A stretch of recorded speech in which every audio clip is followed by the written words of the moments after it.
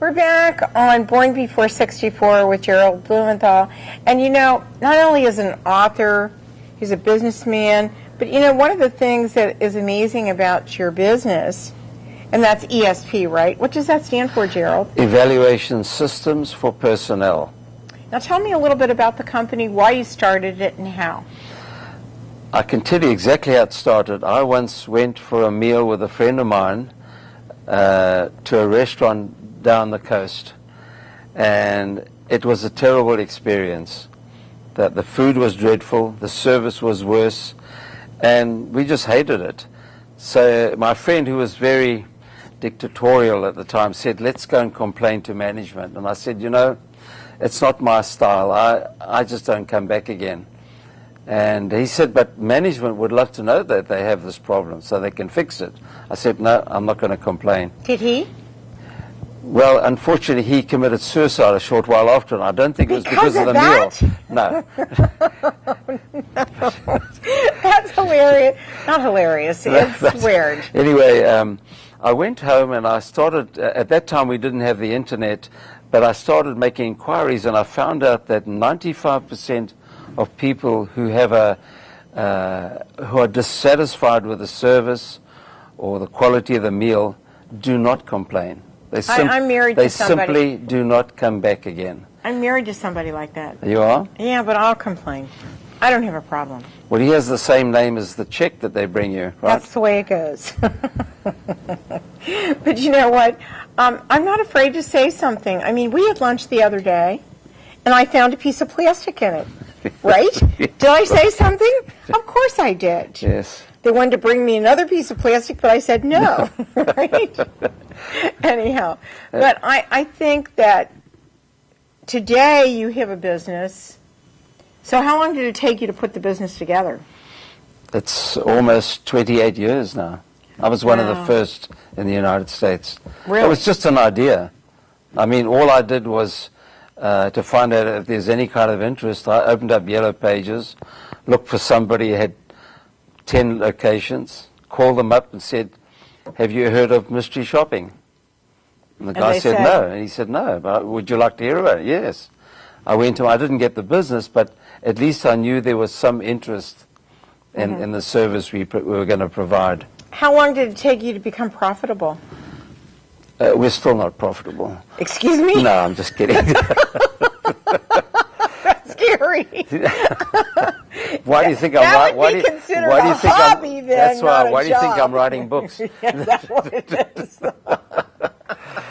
Anyhow, but no, how long did it take you actually? I'd say 5 or 6 years. It's not an easy business to get into, but it wasn't until the internet started that the business started to mature. Don't forget, when you offer a mystery shopping service, it's in the whole of the United States. It's not just Houston. So how do you get shoppers? Do you know how many applications I get a day on mystery shopping? Oh, those are all. Those are scams. Bogus, those are scams, and when people are looking for a job like that, that is a scam, correct? Especially when they offer $200 a shop, it's just not going to happen. What does it usually pay? $25. Do you pay gas? It depends what they're doing. I mean, if they go, like we do airports, there may be 200 stores in the airport that you've got to do. Yeah, they've got to do it. So they can do it in their own time if they want. We've got to get them badged. They've got to go through security. There's more to it than you think it is. And, of course, all the information is fed into our dashboard. It's a web-based dashboard, so our clients can go online and look at the information and get it 24/7. Now, do you have part-timers or do you have full-timers? Mostly part-timers. I have some shoppers who have been working with me since I started. I have some clients who have been with me since I started. What's the toughest client to find? The toughest client to find is the kind of client that requires a different shopper every time. If you're doing, for example, restaurants, it doesn't matter if you use the same shopper time and time again, because people do eat at the same restaurant more than once. However, if you go into a bank or an automobile dealership and you ask about a car or opening up an account, you cannot do it twice. We have to wait at least 8 months before we send them in again. So you're always they looking. recognize them. Yes, and they're always looking for new shoppers, and that's why we have on our books approximately 600,000 shoppers that we can call upon in different cities and different states. 600,000? 600,000. You need that amount, and that's why it took so long to develop. But I must tell you something very interesting about being caught. When Lexus motor cars came to the United States, they used our company to evaluate all the Toyota dealerships to see which one they were going to give a franchise to. Well, some of them carried on using our service afterwards, and I got a call one day from one of the Lexus dealerships. He said to me, "Jerry, do me a favor, don't ever send in a mystery shopper like the one we've got in here at the moment." And I'm thinking, I say, how does he know he's a mystery shopper? He said, "This guy is driving everybody up the wall. Don't send him in again." Well, I put down the phone, I started making a few phone calls, and all of a sudden I got a call back from him. He said, "Jerry, forget about what I said. The guy just bought a $50,000 car." So he wasn't a shopper. No, he was just a difficult customer, yeah. And customers can be difficult. Yeah, and that's true. And, you know, it's funny because my dad was in the car business, and he told me always treat people, no matter what they look like or what, you know, what they have on, all the same, just the way you want to be treated.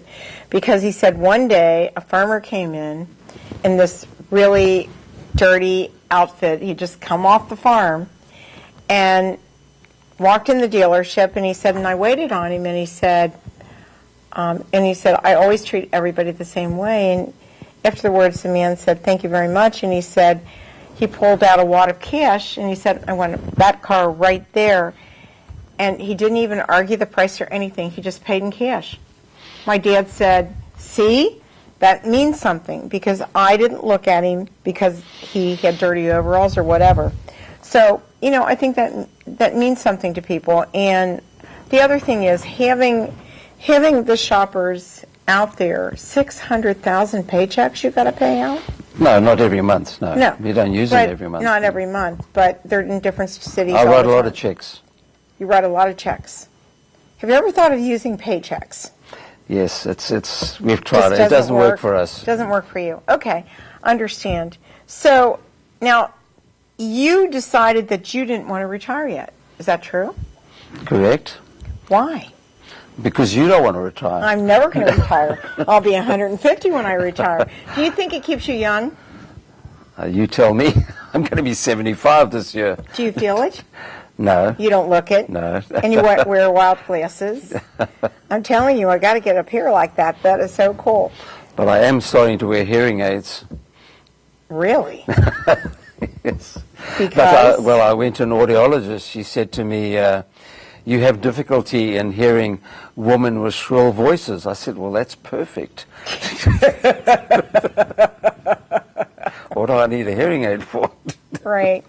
But, you know, the new hearing aids, you can't even see them sometimes. They just go deep into the ear or whatever. Don't you think they're... And the funny thing about them is they're not cheap. No, you can pay up to $10,000 for hearing aids. Can you imagine somebody inventing a special hearing aid that cost $200 or $300? Well, you can buy them online if you want. Do they work? Yes. That's good. So anyhow, so what's next for you? I guess, well, I have to be honest, when I wrote the first book, I thought that's it. It was almost 500 pages. I said, there's nothing left in the tank. I don't see myself writing another book.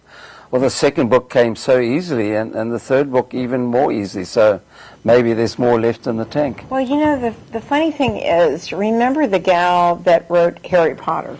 Mm-hmm. Are you going to become that next person for teenage girls? I hope not, because she was turned down 29 times, I believe, before they accepted. 29 times. 29 But just think about publishers. how rich she is today. Yeah.